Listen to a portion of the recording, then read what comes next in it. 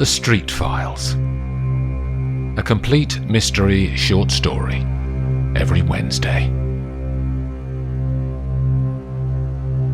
File 2. Play in one act.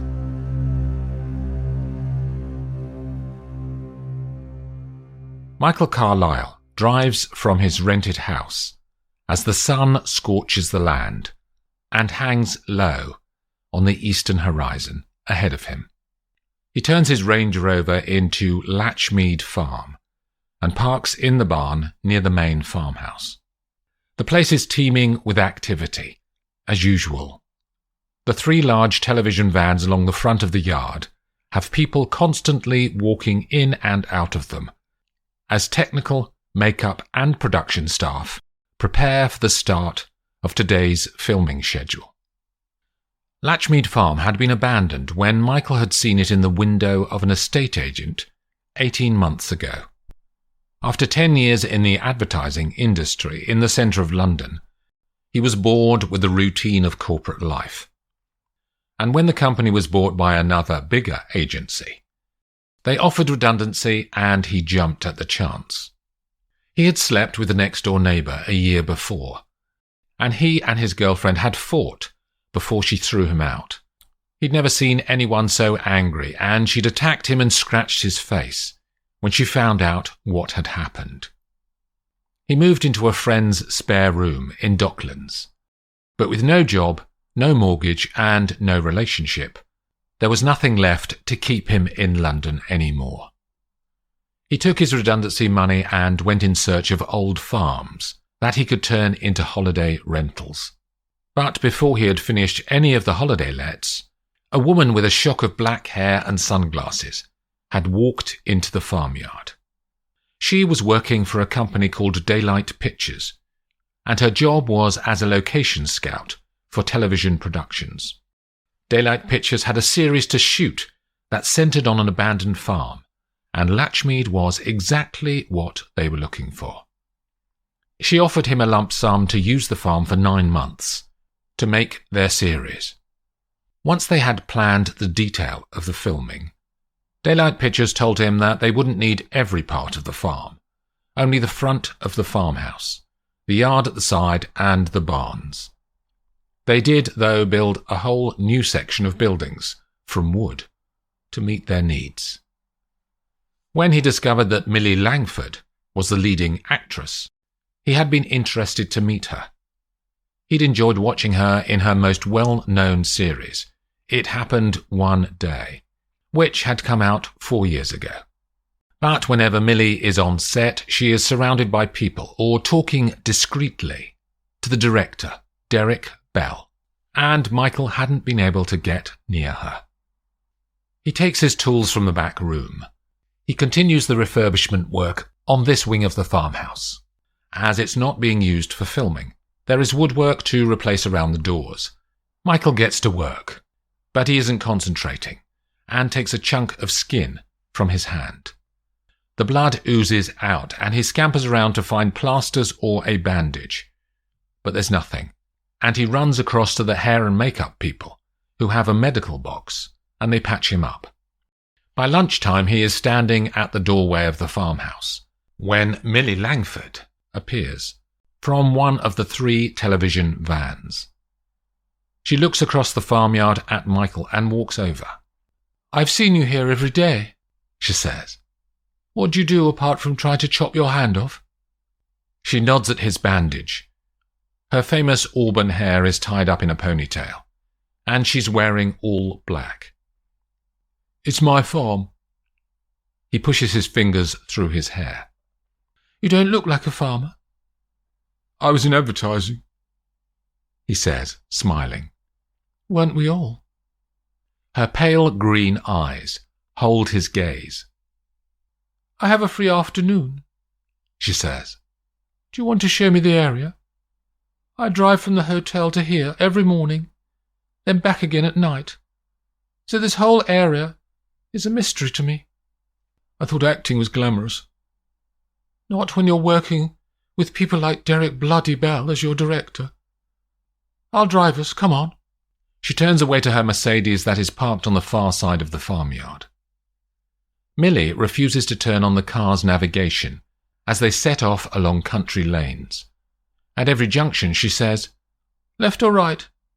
And Michael chooses one until they end up on a narrow track to the sea that ends with a circle of sandy soil to allow people to park their cars. They get out and walk to the beach. Being a weekday in May, there's no one else in sight along the mile of sand. She takes off her shoes and holds them in one hand as she walks beside him. "I never get away like this," she says. "Why? We can all escape. I did." "From what?" "Routine," he says, looking at her. "Are you single?" "Yes." "Were you unfaithful and she left you?" He smiles. "Yes." "Did she deserve it?" He can't think of an answer. They walk on and step through the shallows of the sea, where tiny waves break across their toes. "What's wrong with the director?" he says, wanting to move the conversation back to her. "Thinks he's God. Jealous as hell. He had an acting career that petered out when he was no longer a handsome man in his 20s. A smile plays across her face. "You're very hard." "Survival, darling," she says. "I'm used to it anyway. My elder sister was the same. An actress." They stop and he watches her eyes. "That and jealous?" "You just said your sister was the same. Is she dead?" "She is to me," says Millie. "We haven't seen each other for years." He doesn't want to explore that vein of her history anymore, and he doesn't ask anything else. They walk on until the sand finishes, then turn back to the Mercedes. At her prompting, they find the highest hilltop in the area and look out at the rolling hills of Dorset and the haze shimmering up from the land.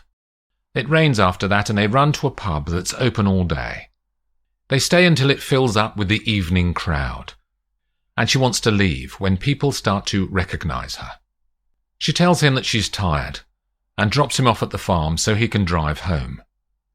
A week later she has another half-day off, and this time, after spending most of the afternoon exploring a quaint fishing village and walking along the harbour to find cream teas, Millie doesn't say she's tired. She drives through the dusk until she turns off next to a sign that reads, "The Artemis Resort and Hotel." She steers the car up a curved driveway until they reach a vast white mansion on the hills. He looks at the view and, in the distance, he can see the lights coming on in Lyme Regis. "Is this your hotel?" he says. "Mine and bloody Derek Bell's." She looks at him and winks. They climb out and she buys a bottle of Bollinger champagne, takes 2 glasses from the barman and turns to Michael. "We're going upstairs." Her room is at the front of the building and has the same view of Lyme Regis that he saw earlier. She opens the bottle and lets the cork fly out of the open balcony window. She pours 2 glasses and they raise a toast. Then they make love until the day has dissolved into night. When he opens his eyes, he can tell that he's alone. There's no steady breathing next to him. It's the thing he noticed most after he and his girlfriend split up. No sounds of another human being next to you in the morning. Sure enough, when he turns his head, the bed is empty. Michael stands up. He has no change of clothes, so he throws water on his body, then dresses. He walks down to the reception and asks if they have seen Miss Langford up and about, but they haven't. Outside on the gravel, the Mercedes is still where she parked it last night, and he can't think of what to do apart from have breakfast and wait for her to turn up. Michael sits in the white restaurant that has only just opened. The glass clock on the back wall reads 7 a.m. He can hear someone shouting as he cuts into the bacon on his plate. The shouts get louder. Then there's some sort of heated conversation in the reception area, and he wonders if handling guests will be difficult when he rents out his holiday lets in the farm. It's 10 minutes later that he sees a blue flash of light on one white wall, and a police car pulls up on the gravel. A policewoman in uniform is driving, and she steps out at the same time as a man in a grey suit that looks new. They're both in their late 30s. Michael reads the news headlines on his phone while he drinks his coffee and tries to ignore the conversations going on in the reception. He finishes his drink and stands up, thinking he'll walk out and see if Millie is somewhere in the grounds, or has she just gone off on another whim. As he turns to the door, the man in the grey suit walks in. "Mr. Carlisle?" "Yes?" "Inspector Marsh. Can I have a word, sir?" The policeman takes Michael to an office at the back of the ground floor. "You arrived with Miss Millie Langford last night, sir?" "That's right, Inspector."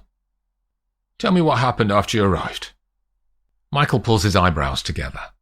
"We drank champagne, went to her room and slept together." "When was the last time you saw her, sir?" He sighs as he thinks back. "I fell asleep. We both did. I don't know. About 2 in the morning, maybe." "Did you fall asleep first, sir?" I think so, yes. Why?" He narrows his eyes. "And you haven't seen her this morning, sir?" "No, I just told you." "Would you give us permission to swab your hands, sir, and under the fingernails?" "What has happened, Inspector?" "Miss Langford has been killed, sir. She was found by a gardener this morning under the tree line there, at the edge of the lawn." Michael can feel his body react to the shock. "Nothing else you want to tell us, sir?" Michael shakes his head. There's a knock on the door and a woman from forensics comes in. She swabs Michael's hands, then takes a saliva sample from inside his cheek. "Can I make a phone call, Inspector?" "Just one, sir." Olivia Streete had taken the opportunity of a free work week to visit her parents in Oxford with her daughter Poppy. Her mother has made breakfast and laid the table on the patio at the back of the house on Canterbury Road. The four of them sit in the sun and avoid talking about Olivia's brother Chris, who is the black sheep of this family.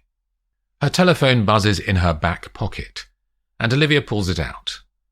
She stands up and walks to the lawn when she sees the caller's name. "Michael, this is a surprise. How's the farm coming along?" "Olivia, I need your help." He explains the events of the last few hours. "Will you come and be my lawyer? They're going to arrest me, I think." "Poppy and I are in Oxford. It's about 3 hours by road. Tell the police that we're on our way." Olivia's red MG Midget runs up the driveway of the Artemis Resort and Hotel, and she and Poppy clamber out. She asks the receptionist where the police are, and the man says that they've been given the back office to use. Olivia asks in the restaurant if Poppy can have a coffee and some cake, and she leaves her daughter ordering from the menu while she finds the temporary police operations room. When she knocks and goes in, Inspector Marsh is there with Michael. "Olivia Streete, Inspector. Can I talk to my client?" Michael relates everything that he can remember about last night, but there's nothing more than he told her on the phone earlier. "And you have no memory of her getting out of bed in the night?" Michael shakes his head. "They took my DNA and swabbed my fingernails." "Standard procedure," she says. "I'll go and talk to them." Inspector Marsh is in the hotel grounds out across the front lawn and standing near a white tent that is half under the trees. "I'd like to see the victim, Inspector." "All in good time?" "Why not now?" she says. "We're still collecting evidence." "I'm happy to have shoe and hair covers. It's imperative that I see the evidence that you have, or you can't hold my client." Marsh nods to a small man with dark brown eyes, who is dressed in the white plastic uniform of a forensics officer. Olivia pulls on blue coverings, and the man opens the tent flap for her to see inside. "Strangulation with a thin cord of some sort?" she says, without looking back at the inspector. She bends down closer to look at the body. "And defence wounds on the hands." She turns to the forensics man. "Have you matched the DNA swabs under the fingernails?" He looks at the inspector, seeking approval to answer. "Not yet," says Marsh. "So you have no evidence against my client?" She stands up and looks at the inspector. "Why is he being held?" "We recovered her phone from under the bushes there," he says. "There's a message on it asking to meet her outside at 1 a.m. in the garden." "From my client?" "We're checking." Marsh looks sullen. In the restaurant, a young dark-haired, blue-eyed waitress delivers a cappuccino to Poppy's table. "These police are for Millie Langford," says Poppy. "Did you meet her when she was here?" The girl smiles at the memory. "She was lovely when she was on her own, just talking to me." "What about when she wasn't on her own? She's single, isn't she? That director bloke, Derek Bell, he's staying here too. They didn't get on," says the waitress. "What did you see?" "You could hear them arguing in her room, and in the garden. He used to grab her wrists and get all angry. He was an idiot." "Was there anyone else who came here with her?" says Poppy. "Not with her, but she had a sister, Laurel. They reckon Laurel is jealous of her success. Was jealous, I guess I mean now." She looks up at the sound of a car outside. "Talk of the devil. This is her, the sister. In the Audi TT?" Poppy looks out of the window and sees a dark-haired woman with Millie's eyes and wearing a white dress striding towards the hotel. "I need to see my sister," she says to the receptionist, who is unsure what to say immediately. "I mean, the police." She is directed to the garden, where Inspector Marsh is walking back from the trees with Olivia. "Are you the local Bobby?" "And you are, madam?" "Laurel Langford, Millie's sister." "I thought it was a stage name," says Olivia. "Isn't her birth name Millie Brown?" Laurel's eyes flare with anger. "Who are you?" "Olivia Streete, a lawyer representing an involved party." "Trying to fiddle the evidence?" She spits. "Why did you say that?" "You must be the lawyer for this bloke she picked up last night, are you? The guy who murdered her?" Olivia looks at the inspector, then back to Laurel. "I'll leave you in the capable hands of the police, Miss Brown." Olivia walks back to see Poppy in the restaurant. "I just met the sister. She's very defensive and angry." "Looking after her younger sibling?" "Possibly." "The director sounds like a dick," says Poppy. "The waitress was telling me. That's him there on the phone, look." She nods towards a man on the gravel outside, speaking loudly on his device. "Let's go and have a listen," says Olivia. "He seems to want everyone to hear his conversation." They walk outside and sit on a bench near the house. Then they pretend to be chatting, but they're only listening to what the man has to say. "We need to recast by next week or my whole schedule is up to Swanee. I've got an idea for a replacement though." He listens to the person on the other end of the line. "Yeah, all the scenes with Millie in the TV shoot. Yeah. 2 weeks wasted. No, it won't affect the contract. The sale isn't dependent on her anyway. She's done nothing for 4 years. I was being kind casting her in this. Yeah, she was a risk. We're better off without her." He ends the call and storms back into the hotel. "She wasn't surrounded by nice people, Mum, was she?" says Poppy. 10 minutes later, Inspector Marsh's voice rolls across the lawns. "Miss Streete, some news," he says. They walk to the far side of the grass to be out of earshot of anyone else. "The DNA swabs came back, but they're inconclusive. The samples were contaminated. but I've got enough circumstantial evidence to arrest him. We'll redo the DNA. Also, the tech boys came back. The text message on her phone was from a pay-as-you-go. Bought a week ago. For cash. In a shop. With no CCTV. Olivia frowns and thinks for a moment.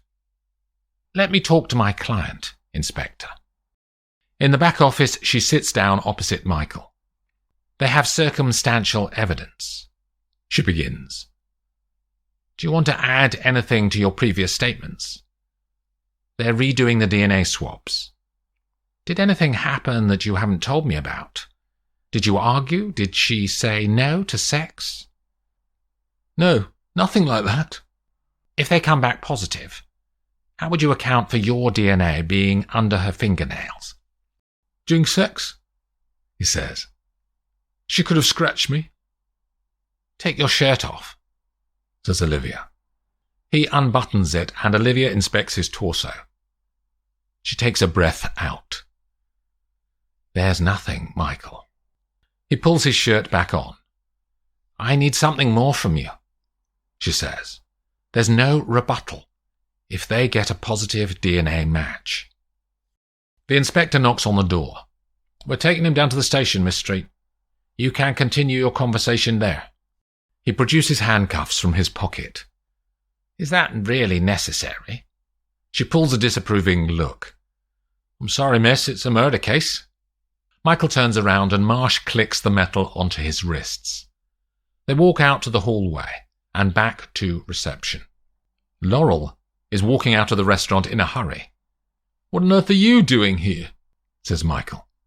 She stops and puts on a neutral face. Hello, Michael. You know Millie's sister, says Olivia. This is Millie's sister? Yes. Laurel Langford. Laurel Brown, her name is, says Michael. And she's my ex-girlfriend. Why did you kill her, Michael? She says. Couldn't have one sister, so you wanted the other one and she rejected you too. Is that what happened? He looks sad. I didn't kill her. Why are you here? My sister's been murdered. I came running as soon as I heard. You're after her money, are you? Vultures gathering around the dead. She didn't want you either, Michael.